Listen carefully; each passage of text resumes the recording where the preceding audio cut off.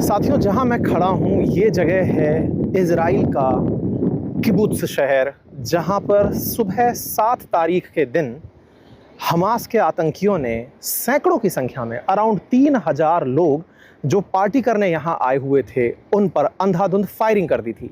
जब मैं ये जानकारी आपको दे रहा हूँ, असल मायने में उस समय यहाँ पर नोवा फेस्टिवल चल रहा था और नोवा फेस्टिवल का मेन स्टेज वहाँ बना हुआ था।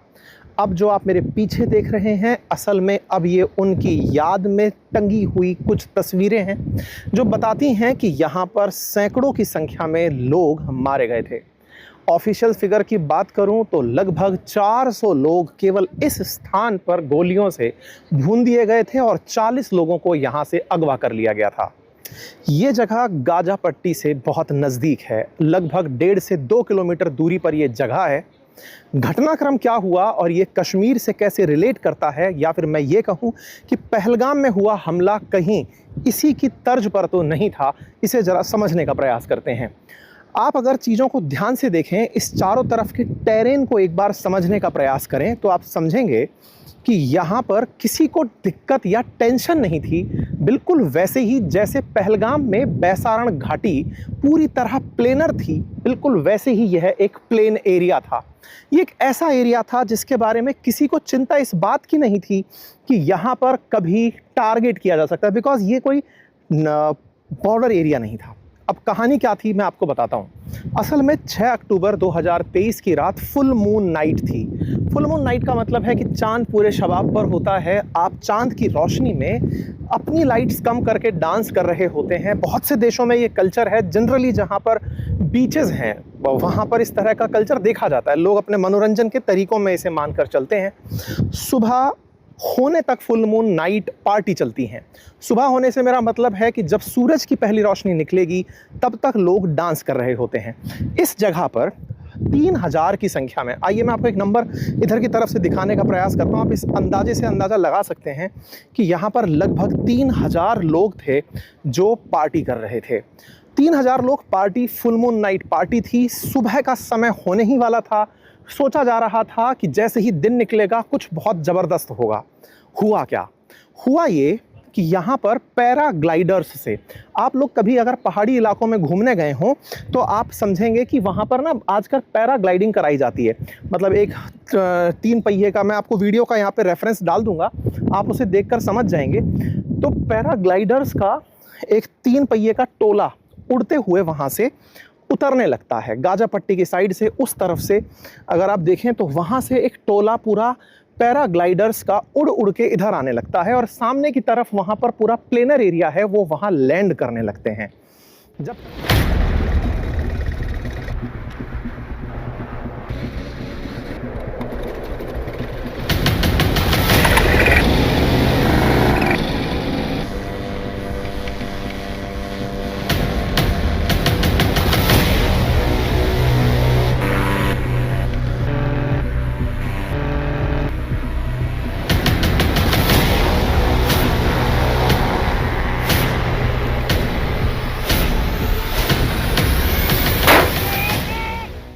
पैराग्लाइडर्स वहां लैंड करने लगते हैं तो पार्टी में मौजूद लोगों को लगता है कि पार्टी के आयोजकों ने इवेंट को खास बनाने के लिए एक साथ इतने सारे पैराग्लाइडर्स भेज दिए हैं।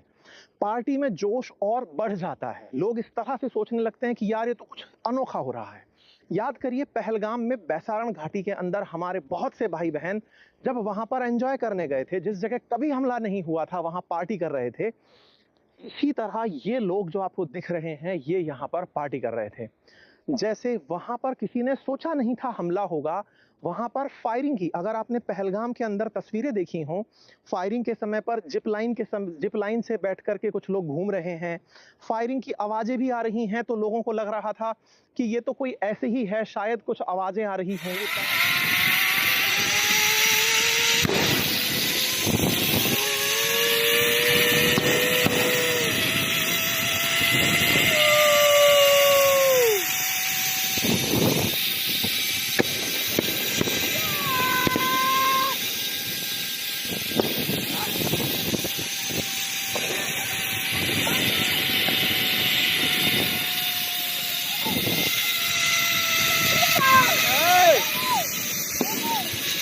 होंगी। बैसारण घाटी में अगर आपने भारतीय पर्यटकों को देखा हो तो आपने रिलेट किया होगा कि वो अवेयर ही नहीं थे, उन्हें लग ही नहीं रहा था कि यहाँ हमला हो सकता है।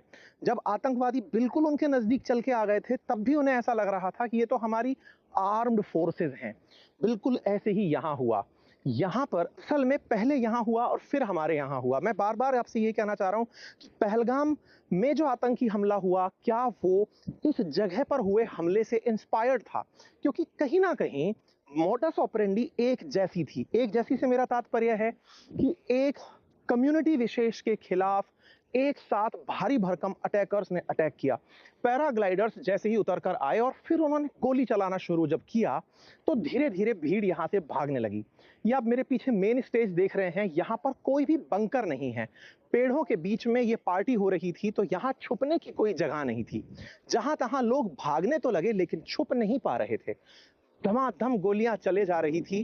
मतलब बहुत ही दुखद ये था, जैसे पहलगाम में आतंकियों को ये पता था कि आर्म्ड फोर्सेस पहुंचने में देरी करेंगी।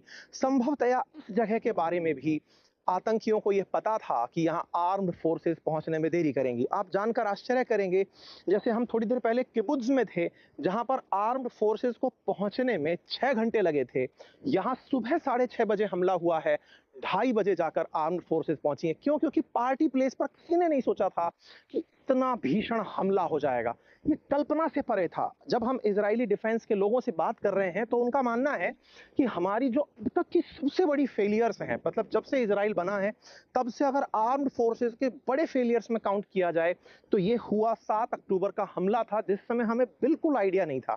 आइडिया से ज्यादा दुखद उन लोगों के लिए ये था कि ये पूरी घटना अंजाम तो हो गई, लेकिन फोर्सेस पहुंच नहीं पाई। तो 2 बड़े ऐसे फेलियर्स, पहले इतनी बड़ी हमले की प्लानिंग हो रही है, मोसाद जैसी सिक्योरिटी एजेंसी रखने वाली इजरायली फोर्सेस को ये बात नहीं पता चली, और दूसरा हमला होने के 6 घंटे बाद कुबुत्ज में और लगभग 8.5 घंटे बाद में नोवा फेस्टिवल में जब फोर्सेस को ये जानकारी नहीं लगी, तो ये निश्चित ही एक बहुत बड़ा फेलियर सिक्योरिटी का माना गया।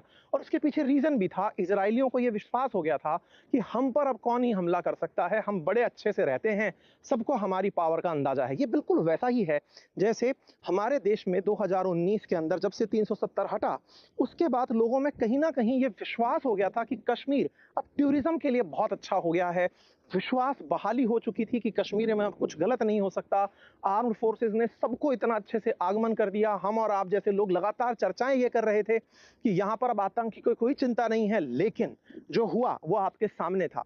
आतंक की जो घटनाएं वहां पर घटी थी कश्मीर के अंदर, उन घटनाओं को अगर आप ऑब्जर्व करें तो आप एक चीज बहुत ज्यादा पाएंगे, उसमें भी विश्वास के साथ हुआ विश्वासघात था।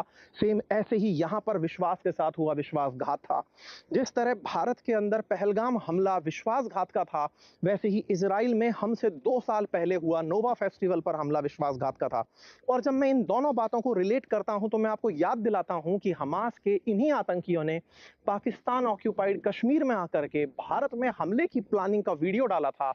और अगर आप ऑपरेशन सिंदूर के बाद में पाकिस्तान की तरफ से आ रही फायरिंग्स को आपने देखा हो, तो आप पाएंगे कि उन्होंने एक साथ मल्टीपल बैलिस्टिक मिसाइल्स को छोड़ा था। बहुत सारी ऐसे एम्यूनेशंस भारत की तरफ फेंके थे, ताकि भारत की जो सिक्योरिटी सुरक्षा कवच जो हमारे द्वारा लगाई जा रही है, सुरक्षा कवच जो था हमारा S-400, वो जो अपनी एक्यूरेसी में 99.1% या 4% के आसपास काम करता है, तो 0.6% भी फेलियर अगर हो, और वो फेलियर पूरी तरह से भारत को नुकसान पहुंचा सके। बिल्कुल ऐसे ही जैसे इजराइल के पास में आयरन डोम है, लेकिन उस आयरन डोम को नाकामयाब करने के लिए उन्होंने लो लाइन तरीके से अपने पैराग्लाइडर्स को उड़ाया, और उन पैराग्लाइडर्स को उड़ा करके यहाँ पहुंचे, क्योंकि आयरन डोम हीट सेंस करता है और वो हीट पर रिएक्ट करता है।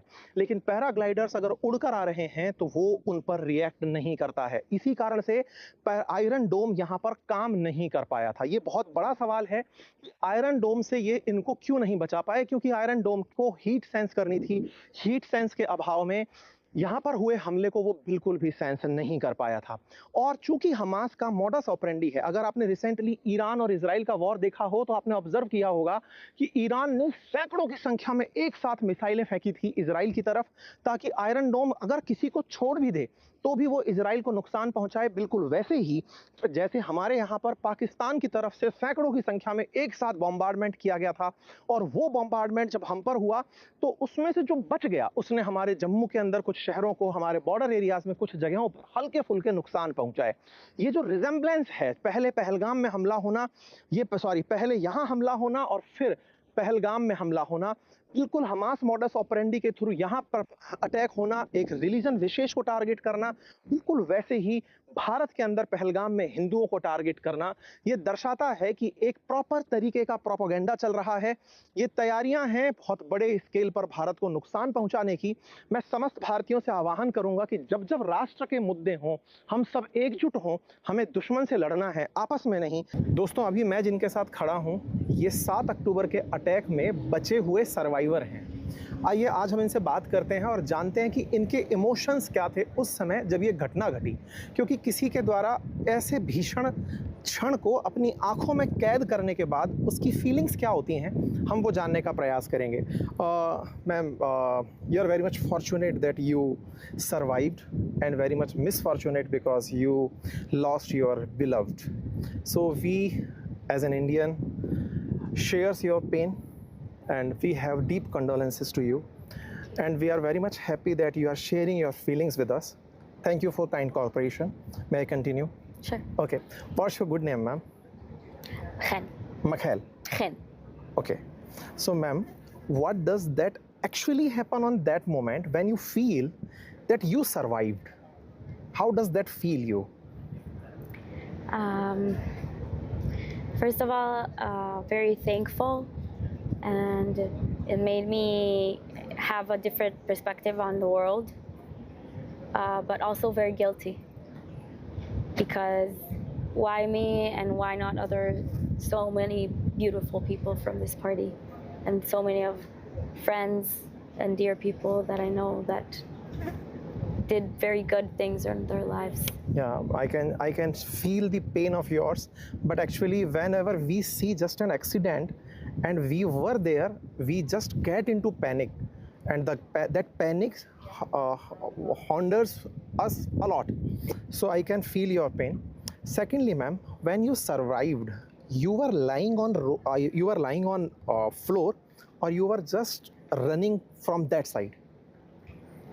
At the beginning, we were lying on the floors. We looked for places to hide and in bushes, of course. And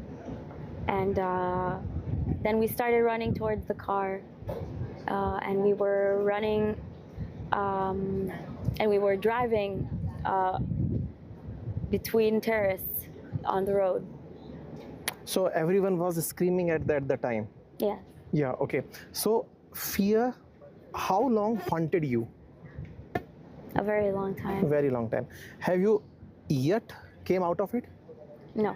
No. I stopped working. I haven't been working ever since. I'm Okay, still I'm so sorry. Yeah. Yeah. Okay, ma'am, it's nice talking to you. We have seen your total video, and we will share that to our audience. And it was nice meeting you, ma'am. May God give you all strength, Thank and we all are with you. Thank you. बस इसी के साथ फिलहाल के लिए इतना ही। धन्यवाद।